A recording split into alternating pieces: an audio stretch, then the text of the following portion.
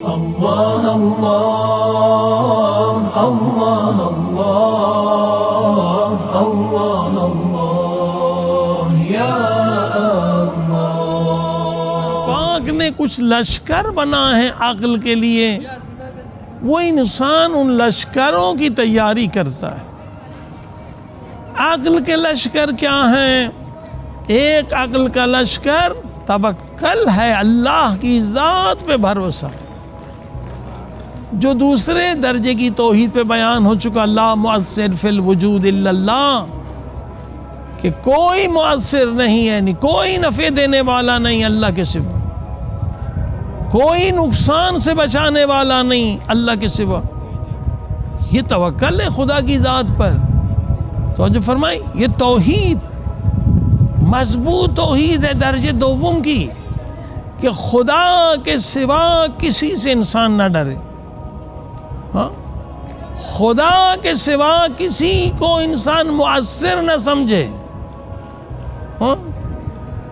مثلا آگ کا کام ہے جلانا، مگر جس کی توحید مضبوط ہے، جب تک خدا نہ چاہے آگ مجھے جلا نہیں سکتی۔ حضرت موسیٰ علیہ السلام، حضرت ابراہیم علیہ السلام، جو ان انبیاء کی سیرت کو پڑھیں، توکل اللہ کی ذات پہ کتنا توکل، اور توکل میں بھی جو تیسری منزل ہے توکل توحید کی، اس میں توکل کے بھی درجات ہیں۔ اس قدر توکل پروردگار کی ذات میں زیادہ ہے، اور یہ تیسری توحید کی منزل ہے، جو دعائے مناجات شعبانیہ میں اہل بیت بتلاتے مولا علی، الہی حبلی کمال الانقطاع الیک، قیامت کا جملہ ہے، کیا زبردست دریا ہے اس جملے میں۔ اے میرے اللہ، حبلی مجھے عطا فرما کمال الانقطاع الیک، کہ میں پوری دنیا سے کٹ کر تیرا ہو جاؤں، پوری دنیا سے مایوس ہو کر فقط تیری رحمت میں امید رکھو۔ یہ بہت بلند توکل ہے، اس کا شمار تیسرے درجے میں ہوتا ہے۔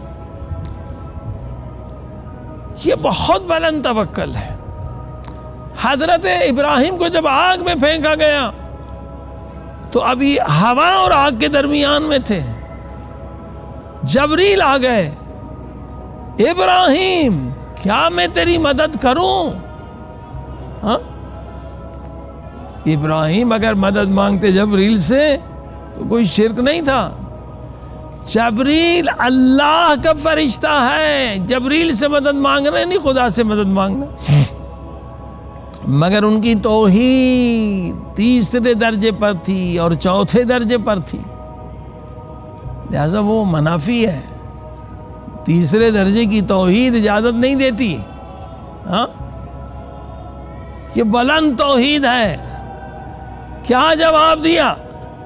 کہا مدد چاہیے مگر تیری نہیں، جس خدا کی خاطر میں یہ عمل، یہ جہاد، یہ قربانی دے رہا ہوں، وہ مجھے دیکھ رہا ہے، اور وہ شہرگ سے بھی زیادہ نزدیک ہے۔ اگر وہ چاہتا ہے میں جلوں تو میرے لیے جلنا سعادت ہے، اگر وہ یہ چاہتا ہے کہ میں نہ جلوں تو جو اس کی رضا